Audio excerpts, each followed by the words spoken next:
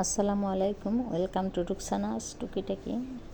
রুই মাছের পেটি একটু বড়ই ছিল বেশ, এটাকে হলুদ মরিচ দিয়ে মেখে রেখেছিলাম। এখন তেল গরম হয়েছে, তেলে একে একে দিয়ে ভেজে নিব, হালকা হালকা করে ভেজে নিব এপিট ওপিট করে। যে হয়ে গেছে আমি তুলে দিচ্ছি। সবগুলো মাছ ওপিট করে ভেজে তুলে ফেলবো।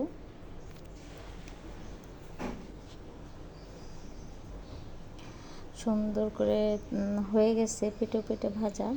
এখন আমি এটাকে তুলে আমি এদিক দিয়ে পেঁয়াজ কেটে রেখেছি। পেঁয়াজ কেটে এখন এগুলো তুলে ফেলবো। এখন পেঁয়াজ দিয়ে দেবো এটাই।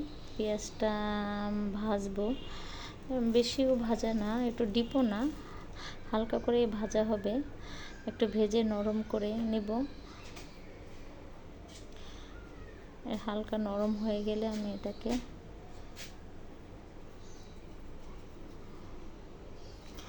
এখন লবণ দিয়ে দেব।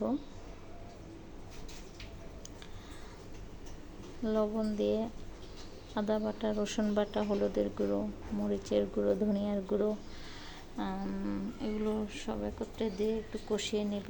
হালকা একটু পানি দিয়ে একটু কষিয়ে শুকিয়ে নেব।